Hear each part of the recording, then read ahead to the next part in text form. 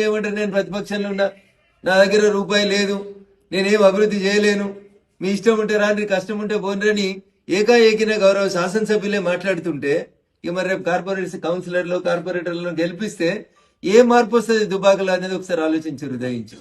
అన్ని దవాఖాన మీరే కట్టినామంటారు, బస్ స్టాండ్ మీరే కట్టినామంటారు, డబుల్ బెడ్రూమ్ లో కనుక అడుగురు ఎవరు ఇప్పించారు డబుల్ బెడ్రూమ్ లని. కట్టి మీరు వదిలేస్తే కొట్లాడి మేము ఇప్పించినాం నిలబడి.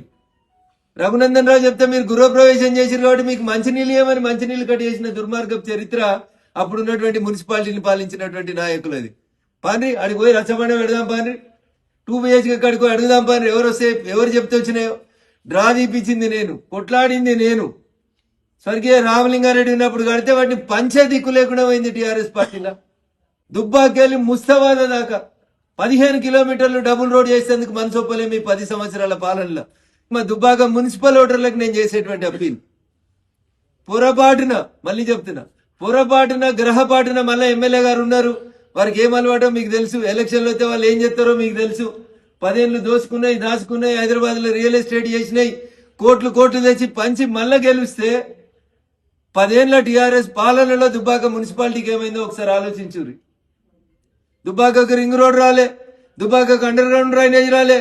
నేను గెలిచినప్పటి నుంచి అప్పటి మున్సిపల్ మంత్రి కేటీఆర్ ను కలిసి, అరే నీ సిరిసిల్లలో అండర్ గ్రౌండ్ డ్రైనేజ్ ఉంది, సిద్దిపేటలో అండర్ గ్రౌండ్ డ్రైనేజ్ ఉంది, దుబ్బాకకు ఎందుకు అండర్ గ్రౌండ్ డ్రైనేజ్ రాదు? ఆఖరికి గజ్వేల్లో కూడా కట్టుకున్నారు, సెంట్రల్ గవర్నమెంట్ మోటారిస్తే పైసలని కొట్లాడినా. This is my commitment towards Dubbaka. నేను ఈసారి మీరు అవకాశాన్ని వదులుకుంటే, పొరపాటున భారతీయ జనతా పార్టీకి అవకాశం ఇవ్వకపోతే మీ ఎమ్మెల్యే గారు మళ్ళీ ఎలక్షన్ ఉంటే కనబడతాడు తప్పితే మళ్ళీ రాడు. 3 ఏళ్ల దాకా దుబ్బాక డెవలప్మెంట్ ఎక్కడేసింది అక్కడే ఆగిపోతుంది. కాంగ్రెస్ కి ఎవరు లేరు, ఆ లేకపోతే ఈ జిల్లాలో ఎవరు లేరు కాంగ్రెస్ కి.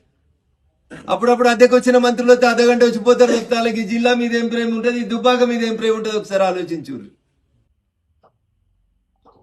మీరు భాగ్యవంతులు కావచ్చు, భాగ్యనగరంలో రియల్ ఎస్టేట్ చేస్తున్నారు కావచ్చు, భూములు కబ్జాలు చేస్తున్నారు కావచ్చు, దుర్గం చెరువులు మింగుతూరు కావచ్చు. ఆ చరిత్ర మొదలు పెట్టడానికి ఇంకా టైం ఉందని ఏమంటలేము మేము. అవి మొదలు పెడితే మళ్ళీ మీకు కష్టమవుతుందని ఊరుకుంటున్నాం. దుబ్బాకకి ఏం జరిగిందో చెప్పురు. మీ 10 ఏళ్ళు మీరు ఎంపీ ఉన్నప్పుడు దుబ్బాకకి ఏం జరిగిందో చెప్పురు. మొదటిసారి ఎంపీ అయితే ఇక పటాన్ చెరువు నియోజకవర్గంలో లకుడారం అనే ఊరిని దత్తత తీసుకున్నారు. రెండోసారి ఎంపీ అయిన తర్వాత దుబ్బాక నియోజకవర్గంలో ఒక్క ఊరిని ఆదర్శ సాంసద్ గ్రామ యోజన కింద ఒక్క గ్రామాన్ని దత్తత తీసుకొని పనిచేసిరా చెప్పురు. మీ 10 ఏళ్ల ఎంపీ పాలనలో ఏమొచ్చినాయి 10 ఏళ్లలో చెప్పుండ్రి.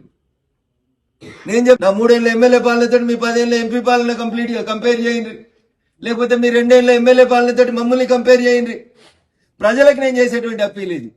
నేను వ్యక్తుల గురించి మాట్లాడే తెలుసుకోలేదు, ప్రజలే ఆలోచించాలి. 10 ఏళ్ల వల్ల ఎంపీ కేటగిరీలో 3 ఏళ్ల రఘునందన్ రావు ఎమ్మెల్యేలాగా దుబ్బాకకి ఏం జరిగింది అనేది ఒకసారి ఆలోచించుర్రి. 1000కి 2000కి ఓట్లకి నోట్లకి పోలీసులను అడ్డం పెట్టుకొని అడ్డమైన కేసులన్నీ కూర్చున్న వాళ్ళందరి మీద పెట్టి దుబ్బాక ఎమ్మెల్యే అయినాక నా మీద 20 కేసులు పెట్టించి ఆఖరికి మల్లన్న సాగర్ లో ఆయన ఇల్లు ఆయన దగ్గర పెట్టుకొని ఆత్మహత్య చేసుకుంటే ఆ రైతును కూడా చూడని అని మీ సంస్కారానికి. పొరపాటిన బీఆర్ఎస్ కౌన్సిలర్లు గెలిస్తే లాస్ట్ టర్మ్ లో బీఆర్ఎస్ కౌన్సిలర్లు దుబ్బాకలు చేసిన అభివృద్ధి ఏందో ఒకసారి ఆలోచించాలి ప్రజలు. వాళ్ళు ఎట్లా పెరిగిండ్రు, దుబ్బాక ఎట్లా కథమైందో ఒకసారి ఆలోచించుండ్రి. పొరపాటున మళ్ళీ బీఆర్ఎస్ పార్టీ కోటేస్తే ఎమ్మెల్యే ఉన్నాడని అయితే ఎమ్మెల్యే పోయి పట్టణంలో వ్యాపారం చేసుకుంటున్నాడు. పేపర్లలో రోజుకో వార్త వస్తుంది, ఆడ రియల్ ఎస్టేట్ కుంభకోణం వచ్చినా ఆడ మన ఎమ్మెల్యే గారి పేరు కనబడుతుంది. అట్లా పేరు తీసుకొస్తున్నారు ఎమ్మెల్యే గారు దుబ్బాకకి. దయించి ఇస్తే తీసుకోండి.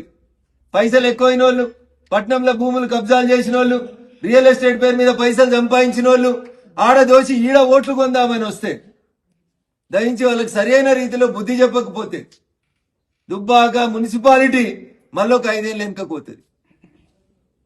ఇది నా కోపం కాదు, ఇది నా ఆవేదన. ఏం చేసిర్రు? కట్టినాక ఓపెన్ చేయడానికి నొప్పింది మీకు. 2 ఏళ్ళు ఎందుకు ఖాళీ పెట్టిర్రు స్కూలు? ఓపెన్ చేసి శిలాఫలకం వేస్తే రఘునందన్ అనేటువంటి పేరు రాయాల్సి వస్తుందని ఉత్తగా కొబ్బరికాయ కొట్టి 10 కోట్ల స్కూల్ని నాశనం చేసింది మీరు.